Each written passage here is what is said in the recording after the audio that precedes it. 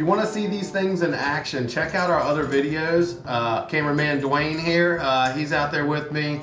A couple other buddies. We murdered drum and trout on these things last year. We had a heyday on the drum especially. So if you want to check out some of that action, check out our other videos as well. What's up guys, Blair here with the Outdoor Movement, and tonight we're going to be making popping corks. These things right here are super universal in salt water. Use them a lot in the flats, and they catch drum, trout, rockfish. I've even caught flounder on these things before. Super universal. And so we're going to go through a step-by-step of how I make these. If you like them, you can buy them from us. We sell these. These are actually going to be in a giveaway. So if you like the channel, if you like what you're seeing, hit that subscribe button. And we're going to be doing a giveaway here shortly. And we're going to do all kinds of tackle. So tune in for that as well. But let's get this show started. I'll show you how to make these guys. Show you the anatomy of this thing real quick. Let's get it over here under the light. So basically what we're going to be doing is we're going to be putting a swivel on the end here. And you definitely want to make sure there's a swivel. Even if you're not using mine, make sure that whatever one you buy has a swivel at the top, because this is going to keep your line from twisting, and these things are notorious for twist if you don't. We're going to do our wire bend here, add a couple beads, 3-inch popping cork to a couple more beads, lead weight to counterbalance it so that it sinks properly, and then we're going to twist the other end, and that's it. Easy peasy. The wire we're going to be using today, it's basically this is wire leader for like offshore fishing. We're using 350 pound or 325 pound number 18 wire. And if you look, I've already cut these to length. You just make them long enough to make the entire thing here plus the amount of your twists. We've cut these to length. Make sure you got a good pair of snips. And basically this is what we're going to be working with this afternoon. Good size wire. It doesn't bend super easy, but it's easy to bend back if you have to straighten your cork back out. You don't want it so stiff that if it gets mangled, you got to toss your cork. So we're going to be using this 325 pound. All right, so this is a wire bending tool right here, and this is actually going to do our bends, and this is going to do our twists. All right, so this thing right here locks in there just like that. Bada bing, flip it over, bada boom, and there you have it.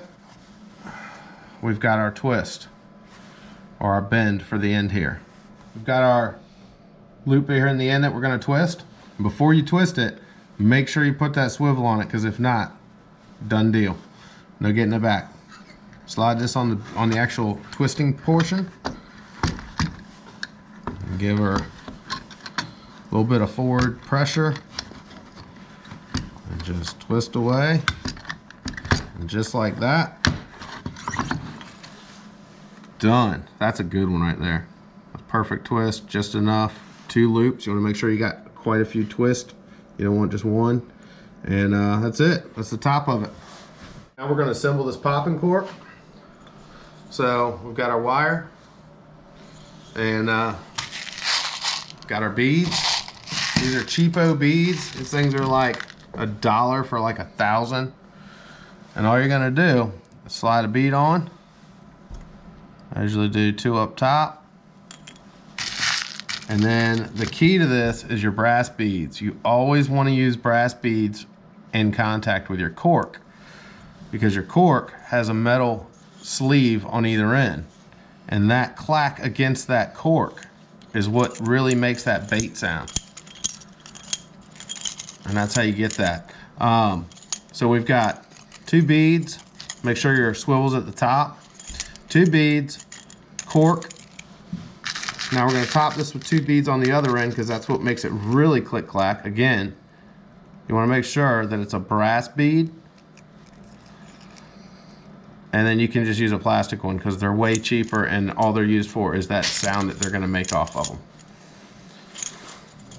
All right, for weights, it's really a preference. I have heavier weights here, a little bit lighter. We've got some egg weights. We've got our conical weights here. I like to use the conical weights or the egg weights. They just seem to work well for me. I actually have friends that have requested that we use the heavier egg weights, so we're going to do some of those today. And we're using a 3/8 ounce weight on this, and that just allows for a really long casting cork. It'll ride a little deeper in the water, but it's a much farther casting cork. All right, so now that it's fully assembled, swivel, beads, cork, beads, weight. We're gonna put one more bend in the bottom here. And this determines the whole length of your cork. So if you want a shorter cork, you can really choke it up and then snip the end, or you can do what you gotta do here.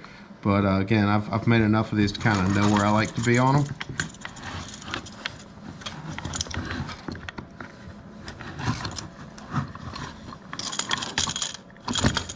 All right, there's that. Now it's a little more difficult to do the twist on the end because you got this big old cork. You can only do a half turn and then have to start over. So you do a turn, pick it back up, rotate your handle, give it another turn, do as much as you can, do it again. There you have it. We have a popping cork, complete. Boom, boom, fishy. All right, guys, so that is how you make these Ducknbuck popping corks. Nothing fancy to it. Check out our videos. We got some videos out there, a lot of them from last summer using these things.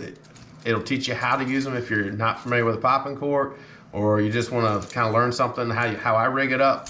But tons of drum on camera from last season with these things, so make sure to check that out.